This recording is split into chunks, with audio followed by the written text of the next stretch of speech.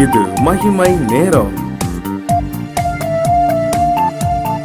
ஆண்டவரும் உலக ரட்சகருமாய் இருக்கிற இயேசு கிறிஸ்துவின் ஈடு இணையற்ற பரிசுத்த நாமத்தில் என் அன்பின் வாழ்த்துக்கள். இந்த நாளிலும் எலியா என்கிற தேவ மனிதனை வேதத்தின் மூலமாய் நாம் பார்க்க முடியும். 1 ராஜாக்கள் எழுதின புஸ்தகம் 17ஆம் அதிகாரத்திலிருந்து கிட்டத்தட்ட அதனுடைய 19ஆம் அதிகாரம் வரைக்கும் நாம் பார்த்தோம் என்று சொன்ன தேவ மனிதனை குறித்து நாம் பார்க்க முடியும். கர்த்தர் இந்த எலியா என்கிற தேவ மனிதனை பார்த்து சொல்லுகிறார், நீ ஆகாபுக்கு போய் உன்னை காண்பு. ஏன்னா ஆகாப் என்கிற ராஜா தேவனுக்கு பிரியமில்லாத, கர்த்தருக்கு பிரியமில்லாத காரியங்களை இவர் செய்து வந்தார். ஆகவே கர்த்தர் இந்த எலியா என்கிற தேவ மனிதனை அழைத்து நீ உன்னை ஆகாபுக்கு காண்பி சொல்றார். என்ன சொல்லணும் ஆண்டவரே, தேசத்துல பனி மழை பெய்யாது இருக்கும். நேரம் தீர்க்கதரிசியா இருக்கிற எலியா ராஜாவாய் இருக்கிற ஆகாபினிடத்துல வந்து சொல்லுகிறார், என் வாக்கின்படி அன்றி இந்த தேசத்திலே பனியும் மழையும் பெய்யாதிருக்கும்.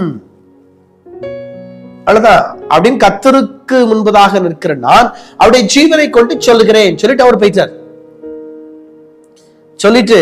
போயிட்டார். அவர் சொன்ன வார்த்தையின்படி, தேவ மனிதன் சொன்ன வார்த்தையின்படி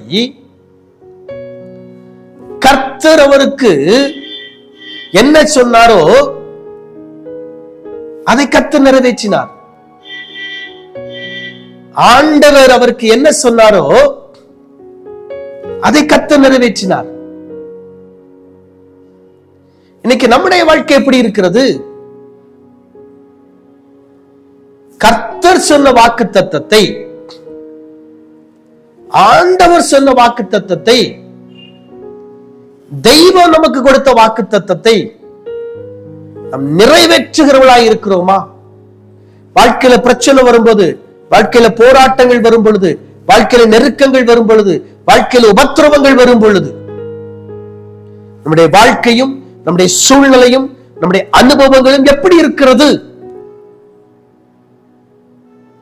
கர்த்தருக்கு உண்மையாய் நாம் இருக்கிறோமா? ஆண்டவருக்கு உண்மையாய் நாம் இருக்கிறோமா? தெய்வத்திற்கு உண்மையாய் நாம் இருக்கிறோமா? எலியா என்கிற தெய்வ மனிதன் சொன்னபடியே நடந்தது. 3 வருஷம் கழிச்சு வந்து பாக்குறாரு, ஆகாப்ட சொல்றாரு, கர்மேல் மலைக்கு எல்லாரையும் கூட்டு எல்லாரும் கர்மேல் மலைக்கு வர்றாங்க. ஆகாப் பார்த்து சொல்றாரு, மழையுமை தடை செய்யாதபடிக்கு ரதத்தை பூட்டி போய்விடும். மழையுமை தடை செய்யாதபடிக்கு ரதத்தை பூட்டி போய்விடும். அவ்வளவுதான். சொன்ன அடுத்த நிமிஷமே கொஞ்ச நேரத்துல பெரிய மழை, பெரிய மழை.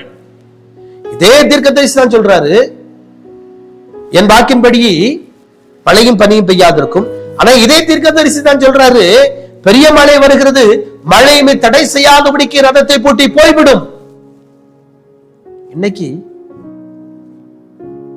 கர்த்தர் ஒரு மனிதனுக்கு வாக்கு தத்தம் கொடுத்தாரானால், ஆண்டவர் ஒரு மனிதனுக்கு செய்வேன் என்று சொல்லி சொன்னாரானால் அதை செய்து நிறைவேற்றுவார். நமக்கு தேவை விசுவாசமும் நம்பிக்கையும் அவர் மேல் சார்ந்து விடுகிற அனுபவம்.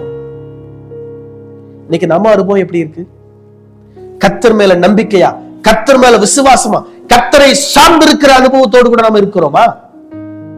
அவரை சார்ந்திருக்கிற அனுபவத்தோடு கூட நாம் இருக்கும் போது, அவரை நம்பி இருக்கிற அனுபவத்தோடு கூட இருக்கும் போது, நம்முடைய வாழ்க்கையில் எப்பேற்பட்ட பிரச்சனைகள் வந்தாலும், நம்முடைய வாழ்க்கையில் எப்பேற்பட்ட போராட்டங்கள் வந்தாலும், நம்முடைய வாழ்க்கையில எப்பேற்பட்ட நெருக்கங்களும் உபத்திரவங்களும் பாடுகள் வந்தாலும் அதை தாண்டி போகக்கூடிய கிருபையை கர்த்தர் நமக்கு கட்டளையிடுவார்.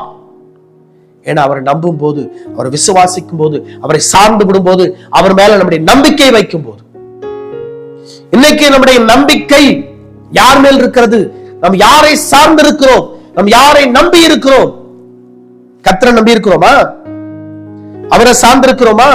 அவர் மேல நம்முடைய நம்பிக்கை இருக்குதா? அவர் முழுமையா நம்பி விசுவாசிச்சிருக்கோமா? உங்களுடைய வாழ்க்கை எப்படி இருக்கிறது? எலியா என்கிற தேவ மனித தீர்க்கதரிசி கர்த்தர் சொன்னதை அப்படியே சொன்னார், நடந்தது. உங்க வாழ்க்கையில் ஆண்டவர் செய்வேன் ஒரு காரியத்தை சொல்லி இருக்கிறாரா? அதை செய்து நிறைவேற்றுவார், நிச்சயமாய் நிறைவேற்றுவார். அதற்கு பொறுமை அவசியம். நீடிய சில வேளைகளில் நீடிய பொறுமை அவசியம். ஆபிரகாம் என்ற தேவ மனிதன் நீடிய பொறுமையாய் இருந்தார், வாக்கு தத்துவத்தை சுதந்தரித்துக் கொண்டார். கர்த்தர் சொன்ன வாக்கு தத்துவப்படி நடந்தது. உங்க வாழ்க்கை அவர் கொடுத்த வாக்கு தத்தத்தை நிறைவேற்றுவதற்கு அவர் உண்மை உள்ளவராயிருக்கிறார். அவர் சொன்ன வாக்கு தத்துவத்தை நிறைவேற்றுவதற்கு அவர் உண்மை உள்ளவராய் இருக்கிறார். உங்க வாழ்க்கையில உங்க அனுபவங்கள் எப்படி இருக்கிறது? அவரை நோக்கி பார்ப்போம், அவரை நோக்கி பார்ப்போம். நம்ம வாழ்க்கையிலே அவர் அற்புதங்களை செய்வார். அன்பின் ஆண்டவரே உமக்கு ஸ்தோத்திரம்.